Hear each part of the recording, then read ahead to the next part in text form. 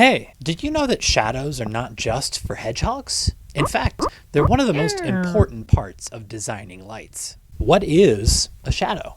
A shadow is the space behind an object when it obscures a source of light. The space of a shadow often feels dark and deep, like a void, in comparison to the lively, vivacious area under the light.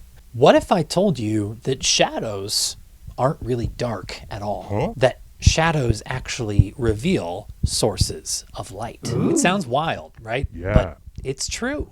Let's do a little demonstration. Wow. All right, here's our little guy. We've added some green light coming from his right. Yeah. This light is at 40% brightness. Even though this isn't as bright as this light could be, it is the brightest light that's shining on him. And so our brains figure that this is the primary source of light and that all other sources of light that are dimmer are shadows. Look at the left side of his face.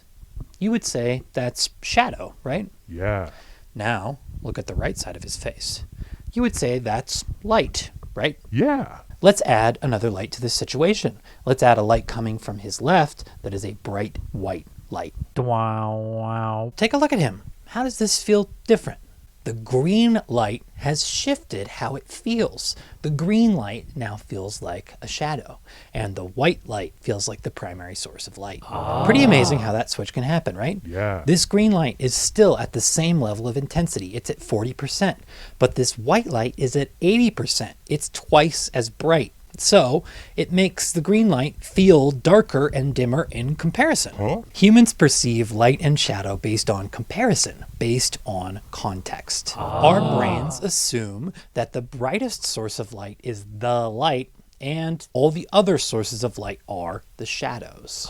So that means two things. One, any light could be perceived as a shadow given you add a much brighter light in comparison to it to the scene. Yeah. Two, shadows are not really dark. They are just less bright sources of light. As long as you can see something at all, it is not truly dark. Lights have become much brighter over the last 2 decades with the advent of LEDs. Yeah. It's important to remember that no matter how many lights you have, you will always create shadows. And if you have to live with them, why not embrace them and consider them as an essential part of your space? Yeah. If you like this discussion, please check out a book. It's called In Praise of Shadows. It's one of my favorites. It talks about the aesthetic values of Japan and how important it is to leave space for shadows and darkness. Speaking of which, I gotta go take care of this 5 o'clock shadow. Catch you next time. Whoosh.